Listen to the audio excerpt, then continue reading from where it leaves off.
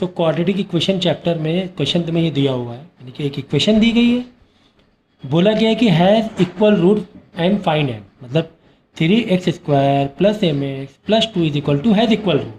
कभी भी ये वर्ड, कभी भी नेचर ऑफ रूट आ जाए ना, हैज़ इक्वल रूट का मतलब क्या हुआ? Nature of root given, nature of root given है ना, इक्वल रूट है। इसका मतलब ये किससे रिलेटेड क्वेश्चन है?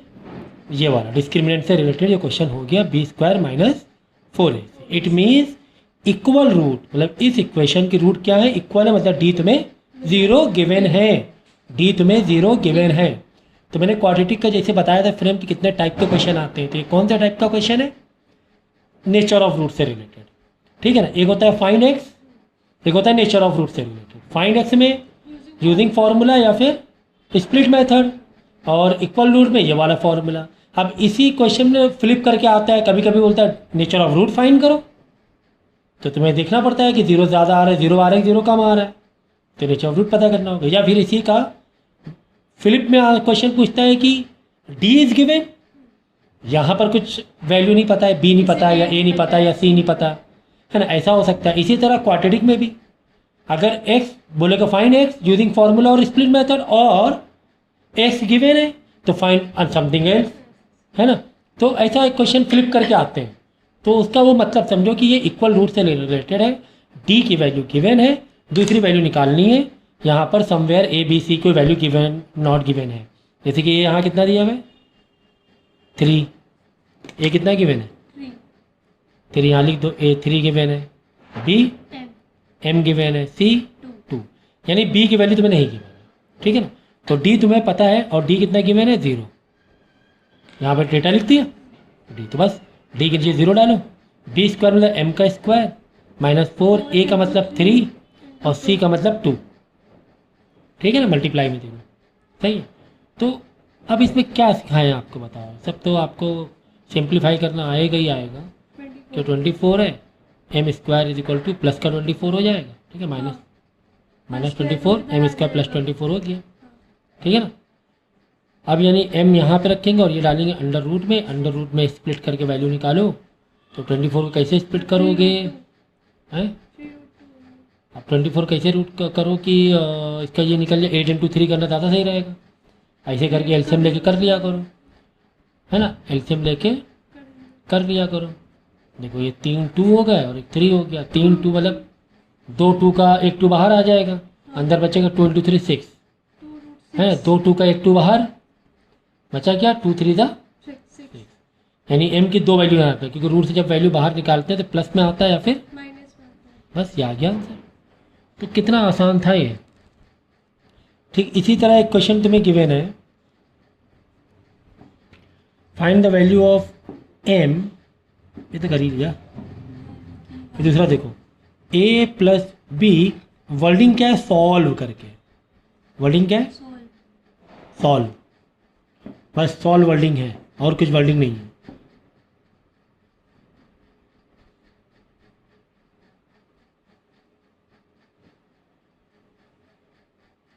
सॉल्व का मतलब ये हुआ है कि तुम्हें x की वैल्यू निकालनी है।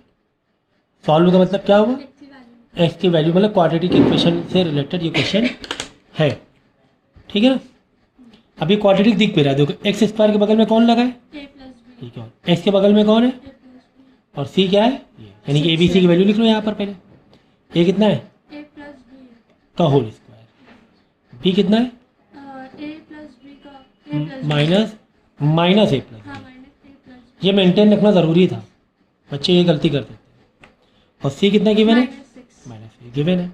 और तुम्हें x पता करना है तो क्या करें, स्प्लिट मेथड तो सर करना बड़ा मुश्किल है। यहाँ पर मुश्किल है क्या स्प्लिट मेथड, सोचो ज़रा सा, स्प्लिट कैसे करोगे, मल्टीप्लाई करके a + b, और मल्टीप्लाई में जाना चाहिए, हाँ हो सकता है।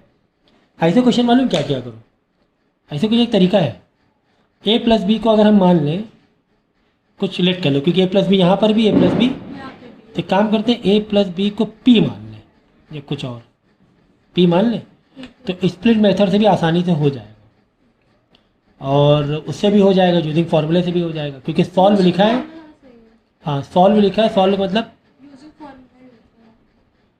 x की वैल्यू निकालना है, चाहे वो स्प्लिटिंग मेथड से निकालो या फिर एनी, तो जैसे चाहे तो इसको हम थोड़ा सा ईजी में लिख दें ऐसे करके, पी स्क्वायर एक्स स्क्वायर, देखो ए प्लस बी मतलब पी है, ए प्लस बी का होल स्क्वायर है ना, minus P x minus 6 is equal to 0।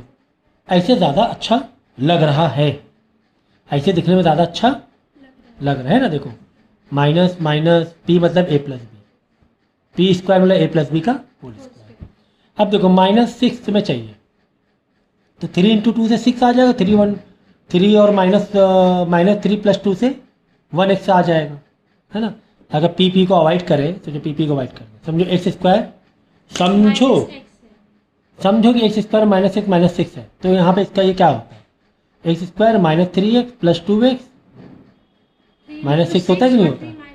देखो -3 इंटू 2 + 2 -6 आया, -3 इंटू + 2 -6, अब -3 + 2 देखो माइनस का 1 आया, मतलब माइनस का x आ रहा है कि नहीं आ रहा है, तो बस उसको पी एक एक्स्ट्रा बढ़ गया है, दोनों जगह p बढ़ गया है, बस कोई दिक्कत नहीं है। अगर दोनों जगह p बढ़ रहा है तो स्प्लिट मार सकते हो, P square x square -3px + 2px, ऐसे होगा स्प्लिट, मतलब पी बढ़ा दो बस, समझो पी एक्स ही अपने आप में एक वेरिएबल है, ऐसे सोचो, माइनस ही जैसे करना था वैसे कर, ये अलग ये अलग, इसमें कॉमन क्या निकालने, पी एक्स निकलेगा क्योंकि एक्स इसमें भी है, तो बचेगा अंदर पी एक्स -3 बचा है कि नहीं, पी एक्स निकाला, पी स्क्वायर एक्स स्क्वायर, यहाँ एक पी एक्स, तो एक पी एक्स बाहर निकाल पाओगे, +2 यहाँ पे पी एक्स -2 3 × 6, देखो ना सेम आया कि नहीं है, ब्रैकेट में सेम आना चाहिए,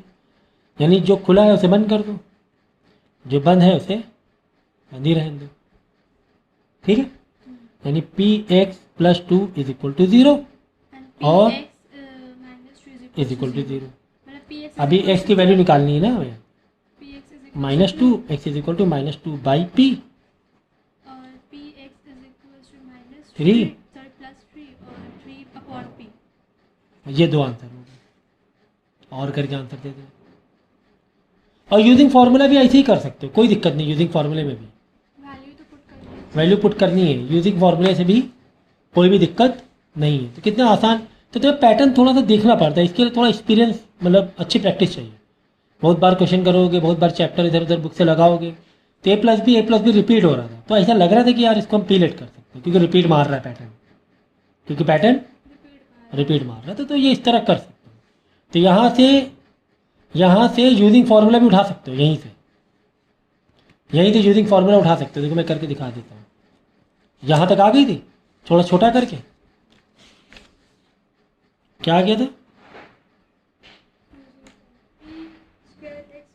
ये हो गया था। अब यहाँ पे यूजिंग फार्मूला मार दो, ए क्या है, पी स्क्वायर है, बी क्या है, -p है, -p, तो ये बोल रही बीच में जो गलत कुछ भी बोल रही है, एनीथिंग, सोचो ना जरा, नाम बताना ज़रूरी, थोड़ी बेइज्जती होगी ना तभी तुम लोग को असर करेगा।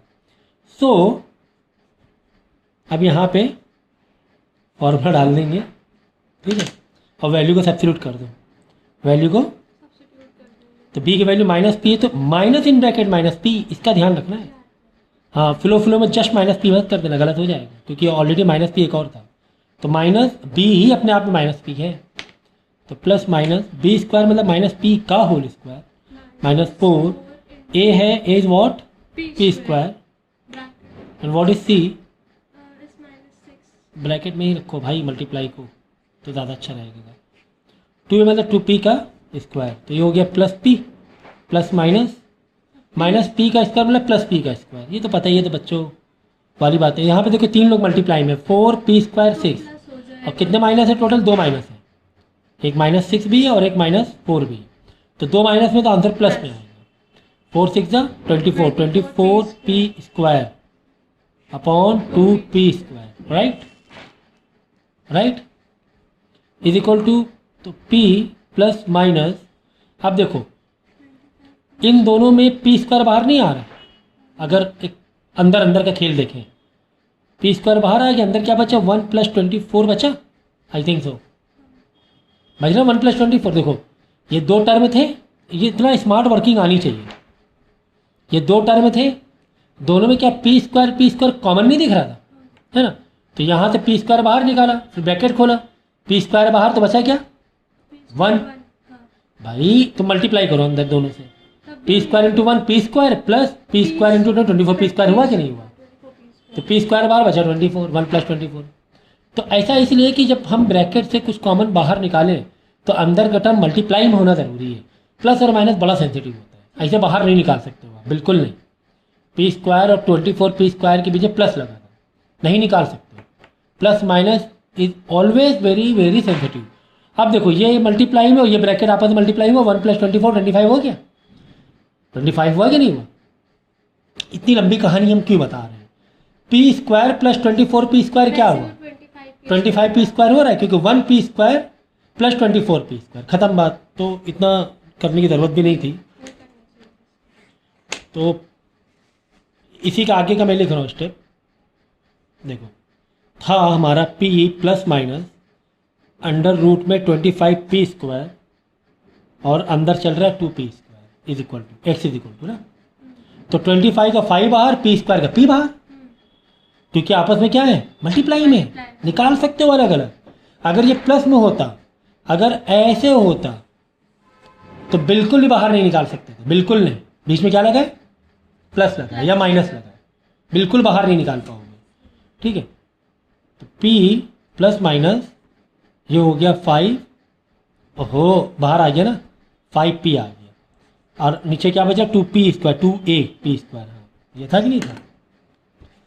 अब यहाँ से अलग अलग करो, प्लस माइनस अलग अलग करो, p plus 5p upon 2p square और p minus 5p upon 2p square, यानी कि x is equal to 5 plus p plus 5p 6p upon 2p square और 5 माइनस 2p माइनस का 4p, क्योंकि एक में से 5 जाएगा माइनस का 4 बचेगा, 2p स्क्वायर। एक पी से एक p गया, एक पी से एक p गया, 2 1 दा 2 3 दा 2 1 दा 2 4 दा, तो x इज इक्वल टू आ गया 3p, आई थिंक यहाँ पर ना 3p और यहाँ पे माइनस 2p आ गया। यही आंसर पहले भी आ रहा था ना वाले मेथड से, देखिए ये देखो, एक मिनट समथिंग रॉन्ग, हाँ नीचे p बच रहा था ना, ओहो नीचे p, नीचे 2p है ना, ये ऊपर कट गया, एक मिनट को दो, ये कट गया, नीचे बचा p, ठीक है ना। तो देखो सेम आंसर आ गया दोनों मेथड से, माइनस का 2p, माइनस का 2 अपॉन p और ये 3 अपॉन। ठीक है miss Sudaila, is it clear now, समझ में आएगी, दोबारा समझें, पहले भी 4 बार समझा चुके हैं। सो क्वेश्चन लिखा find the solution. Find the solution का मतलब क्या हुआ, फाइंड द सॉल्यूशन मतलब होता है कि x को फाइंड करो, पहले तो मतलब समझो। Find the solution, find the factor, देखो वर्डिंग क्या आ जाए, find the factor, find the solution, ऐसे वर्डिंग आ जाए, फाइंड x, है ना, या आ जाए solve, just quadratic equation pattern जैसा दिया हुआ है कुछ, सॉल्व मतलब इन सब का मतलब क्या हुआ, या find root, not nature of root, only root, हाँ फाइंड रूट, ऐसे वर्ड आ जाए मतलब तुम्हें क्या फाइंड करना है, x फाइंड करना है। क्या फाइंड करना है, x फाइंड करना है। तो तुम्हें क्वेश्चन कुछ इस तरीके से दिया हुआ था, यहाँ पर एक इक्वेशन तुम्हें दी हुई थी, तुम्हें x फाइंड करना है। अब तुम घबरा गए, यार ये x कैसे फाइंड करना है, m n, दो वेरिएबल, कहाँ से इतने वेरिएबल अननोन में कहाँ से फाइंड कर लेंगे, ना m पता ना n पता, और फाइंड करना है x। तो ये तुम्हें ऐसा लग रहा है नहीं पता है, क्योंकि साइड में एक और इन्फॉर्मेशन गिवन थी, क्या गिवन थी, m plus 5 is equal to n minus 1 is equal to, तो इसको सॉल्व कर लो, तुम्हें कौन रोक रहा है, प्लस 5 उधर जाएगा माइनस 5 होगा, माइनस 1 उधर जाएगा 1 हो जाएगा, तो यही इक्वेशन को मॉडिफाई कर लो, हाँ 2x स्क्वायर माइनस m की जगह माइनस 5 डाल देंगे। देखो m की जगह माइनस 5 डाला, माइनस मेन माइनस लगाया, तो ये गलती ना करना जल्दबाजी में, ओनली माइनस 5x नहीं लिखना है। देखो माइनस माइनस मेंटेन किया, m की जगह माइनस 5 अलग से लगाया, अलग से माइनस 5 लगाया, तो ये जल्दबाजी में कभी मत गलती करो। माइनस 25 n है ये, तो माइनस 25 n की जगह 1, तो 25 टू 1 25 ओनली, ठीक है ना। तो 2x square minus minus plus 5x minus 25, देखो एक कितनी यूजिंग फॉर्मूला दोनों डाल सकते हैं। जैसे चाहे वैसे। अब इजी तो इस तरीके से क्वेश्चन देखो कितना जो देखने में लग रहा था थोड़ा सा कॉम्प्लिकेटेड है, but it was really too easy, too easy. Question given है कि if -2 is a root of the equation this. तो मैंने क्या बताया था आपको, रूट का मतलब क्या था? रूट का मतलब ही क्या होता है? रूट या सॉल्यूशन या फिर फैक्टर, मतलब क्या है इसका? एक्स की वैल्यू, एक्स की वैल्यू ये तो भाई बिल्कुल दिमाग में छाप ही लो, ये बार बताने की जरूरत नहीं है। क्या रूट या फिर सॉल्यूशन या फिर फैक्टर का मतलब ही क्या होता है? एक्स की वैल्यू फाइंड करनी है। मतलब एक्स की वैल्यू, चाहे फाइंड या फिर गिवन, वॉट एवर, एक्स की वैल्यू यहाँ पर गिवन है, हाँ यहाँ फाइंड तो ना करना है। यहाँ देखो -2 इधर रूट ऑफ, मतलब एक्स की वैल्यू गिवन है, यहाँ पर एक्स की वैल्यू गिवन है। गिवन है।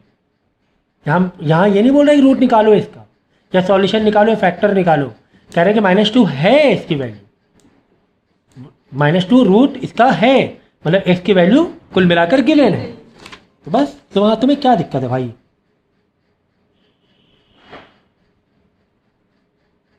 बस जहां पर एक्स है वहां पर एक्स की वैल्यू डाल देंगे। यहाँ पर जहाँ पे एक्स है इसमें, वहाँ पर एक्स की वैल्यू -2 डाल देंगे। एक्स की वैल्यू -2 गिवन है ना, देखो गिवन है। Find the value of P, चलो find the value of P. चलो फिर आगे बोल रहा है एक और इक्वेशन दिया है, कह रहा है उसमें क्या करो, के की वैल्यू निकाल लो। निकाल लेंगे, क्या दिक्कत है? क्यों? क्योंकि हमें पी की वैल्यू मालूम पड़ ही चुकी है, ऊपर से मालूम पड़ जाएगी अभी। जहाँ पी की वैल्यू डाल देना तो के की वैल्यू निकाल ली, तुम्हारा क्या जा रहा है? देखो तो जहाँ पे एक्स है वहाँ क्या डाल देंगे? एक्स में -2 दिया हुआ है, लिखा है ना, -2 इज रूट, मतलब x is equal to -2 given है। तो जहाँ जहाँ पर एक्स है वहाँ पर -2 डाल दो एंड प्लस पी की वैल्यू निकाल, ठीक है। तो -2 का स्क्वायर 4 प्लस का 4 प्लस का 4, क्योंकि -2 का स्क्वायर +4 होगा। 4 × 3 12 प्लस 7 × -2 माइनस का 14 plus p is equal to 1। 12 - 14 minus का 2 उधर जाके प्लस का 2 हो जाएगा, 3 आ जाएगा, 1 + 2 3 आ जाएगा, 3 आ गया। कह रहे हैं कि इसके ऊपर से जो p की वैल्यू आ रही तो उसके हिसाब से यहाँ पर k की वैल्यू निकालना है। एक और इक्वेशन तुम्हें दी, x² plus k 4x + k - 1 4x + k - 1 bracket close plus p is equal to 0। कह रहा है अब की बार वैल्यू किसकी निकालो? k की। अब देखो इस पूरे इक्वेशन कितने वेरिएबल है? x k p। पूरे इक्वेशन कितने वेरिएबल है? x k p। अब x k p में तुम्हें x मालूम है, तुम्हें p मालूम है, तुम्हें क्या निकालना है? That's it, that's it. कितने ये सोचने के तरीके के ऊपर है भाई। ऊपर तुम्हें x की वैल्यू गिवन थी, हमने p की निकाल ली, x और p यानी मालूम है। अब इसमें x p k में p और x मालूम है और k तो निकालना है। तो x की वैल्यू क्या है? -2 पहले गिवन था, रूट करके गिवन था, तो रूट सॉल्यूशन फैक्टर, मुझे बार बार एक ही चीज़ को रिपीट कराने की ज़रूरत नहीं है। प्लस इसका आंसर आया 3 p का। तो इसको सॉल्व कर लेना, सबको उधर भेजना 1 बाय 1 और k की वैल्यू निकाल लेना, ठीक है ना। तो इतना आसान था ये। तो आई थिंक क्वाड्रेटिक के काफ़ी सारे क्वेश्चन हमने कर लिए, काफ़ी सारे डाउट भी कर लिए, ठीक है। तो जो भी 10-12 लेक्चर है उसको अगर पक्का कर लोगे, 3-4 बार देख लोगे, तो मुझे नहीं लगता है कि क्वाड्रेटिक में किसी तरह कोई दिक्कत आने वाली है।